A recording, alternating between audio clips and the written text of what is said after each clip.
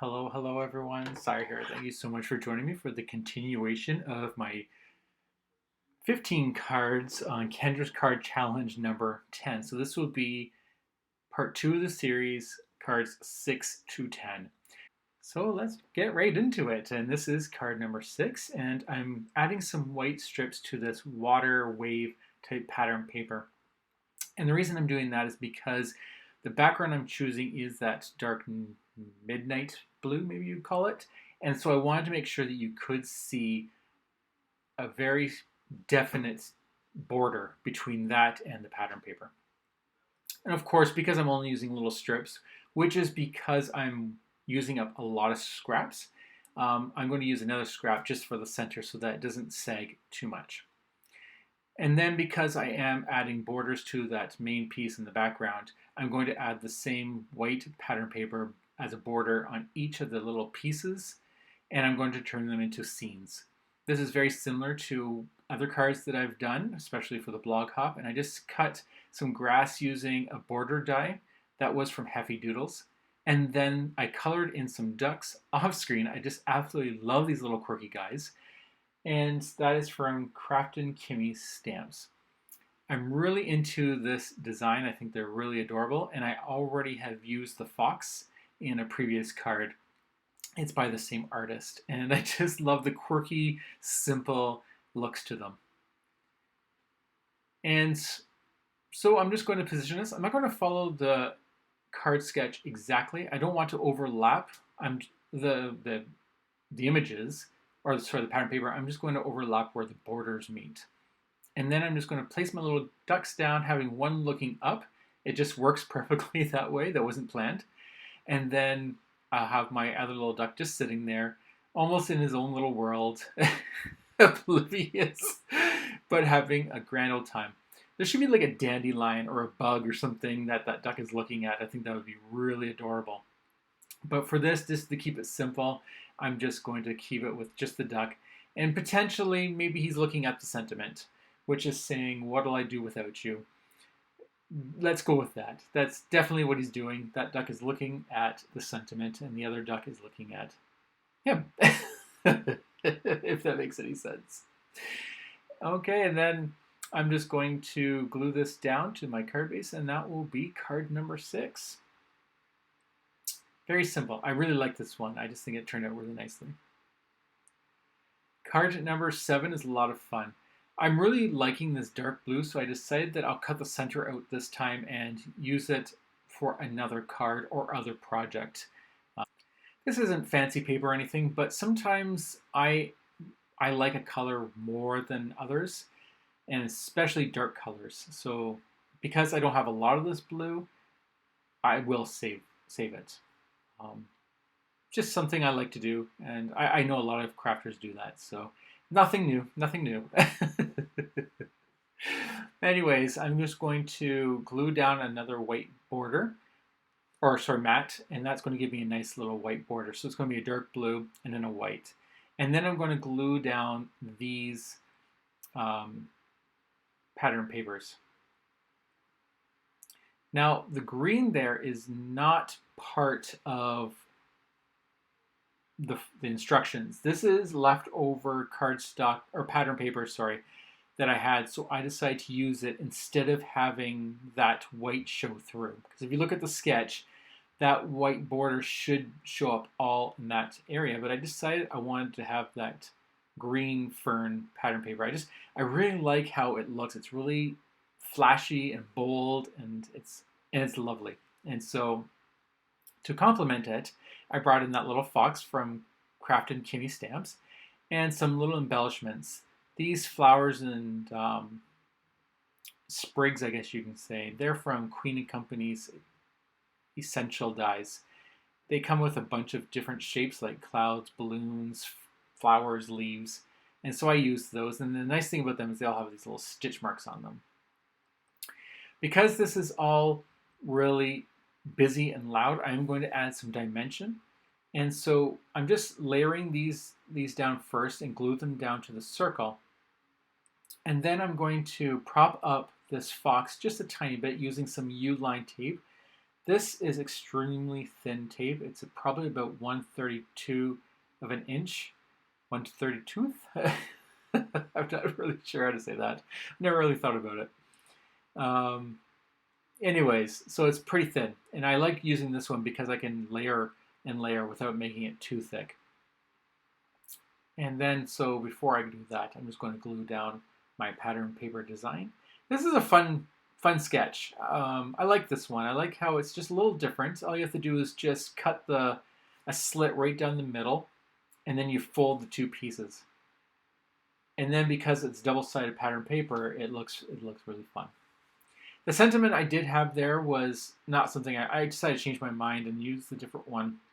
So off camera, I just heat set another sentiment on the same dark blue that I was using for the matte. And this one says, "I hope your day is as wonderful as you are." So cute. And there you go. That's card number 7. It looked like I was about to do something, but I'm not sure. Here's another pattern or cardstock that I'm really digging. So I decided to cut the center out of this one as well. Actually, this is the pattern or the cardstock that I used for the flower in the previous card. That's the same orange. So I definitely love this color, and I'm going to save the center for another project. This embossing, I went to a friend's house and one day and I embossed a bunch of white pieces of paper, and this is one of them. I don't know what company it is because it's not something I own, but I thought it looked really neat because with this design, I can line up each shape perfectly on this grid. So I thought that was kind of fun. It's almost like a waffle cone. That's what I would call it.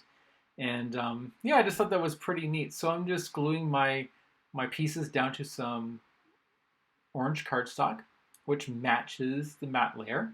And then I'm just going to line them up following that grid. And then I'm going to prop up the center one just a tiny bit with some scrap pieces of paper. And then I'll just follow the sketch very closely. The only difference is I'm not going to use any of those little circles. I could have. No, I did not feel like it. And as you can see, I'm just kind of trying to align that perfectly so that it's very centered.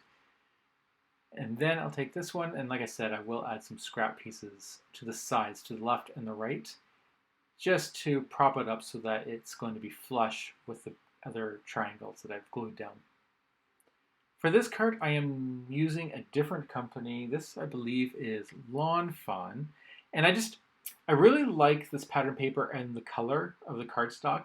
I really did not want to add anything more. So I went into my stash and found some shimmery black cardstock. What I did was I die cut the thank you, the ginormous thank you sentiment in black regular cardstock, which I get from Michael's. It's just a basic black and it works perfectly, especially for if you're wanting to use fancy cardstock on top. So I cut it with my recollection paper, and then the final layer is that shiny cardstock that I had in my stash. I glued them all together just to create some nice thickness, and then I don't need to prop it up or anything, and it makes it nice and sturdy as well. Now we're on to card number 9.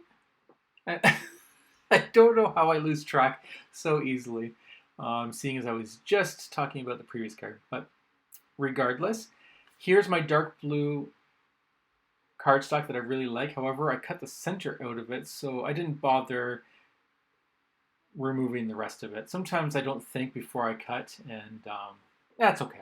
It's not a big deal. This one's going to be a very simple card. This is another embossed paper that I did at my friend's house. I really thought it was kind of neat. It almost matches my ceiling. So it kind of looks like you have wet paint, and then you have a piece of paper to another piece, and you quickly pull it apart and it creates these little veiny wrinkles. That's what it kind of reminds me of. But I decided to keep this card nice and simple, almost like a prize ribbon. So I've cut the shape out with a scallop die. It's just a simple one. And then I cut a circle to match the center. And then I stamped it with a sentiment Time to Party, which is from one of the stamp sets from Kraftin Kimmie. And I found an ink that matched that dark blue as close as possible. I believe it was a pink fresh, maybe a midnight blue, if there is such a color. But it was their darkest blue of pink fresh. Now I am following the sketch very closely, except because I'm going to be making this kind of like a prize ribbon, I separated the ribbons. They're not straight down, they just got a little bit of an angle to them. I was going to make sure I had an extra bit of glue because it looked like the die had almost cut all the way through, and I don't want it to fall apart. And that's it. That's a very simple card. Okay, card number 10 now. Card number 10, 11, 12, and 13 were definitely a challenging design for me because you really need to make sure you cut straight. And fortunately, I did not. But there are ways around that. And if you watch the blog hop, I used card strips, like cardstock strips. And this one, I'm going to use Love from Lizzie's peel-off stickers.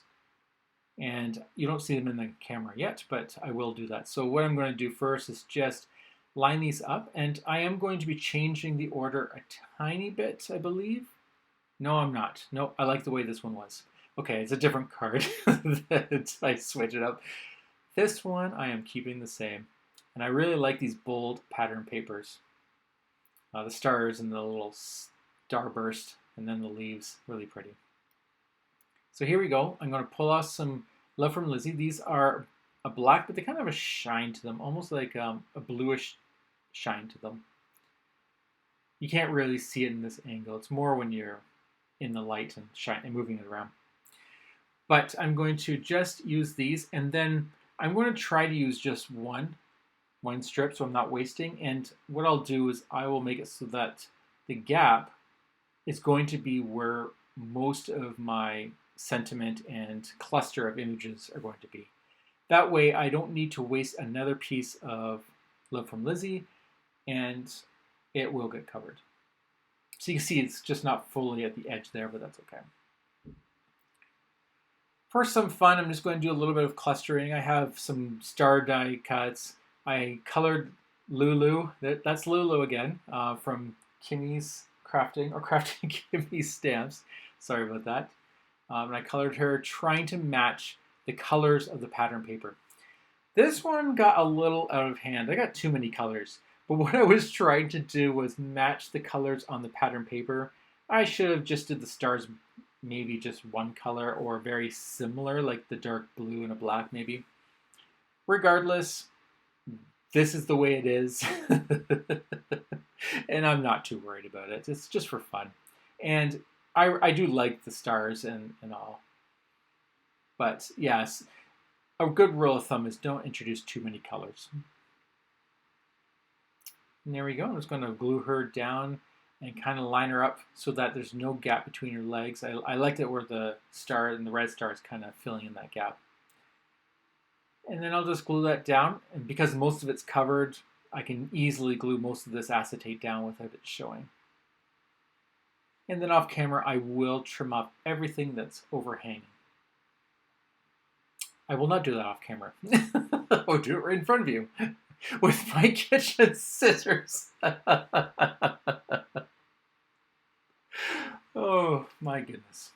Okay, so this is what I tend to do by accident. I forget to add the sentiment before I put the whole card together. I highly recommend don't doing this. And if you do it, be very careful. Because if you make a mistake, all that hard work, you got to find another way of fixing it. But luckily, I got a good stamp impression saying happy birthday. So that is all for cards 6 to 10. That concludes part 2 of the Kendra Card Challenge number 10. I'm having a lot of fun with Kraftin Kimmie Stamps, with the fox and the duck and then little Lulu. A lot of fun, and I'm glad that I was able to use them on these stamps.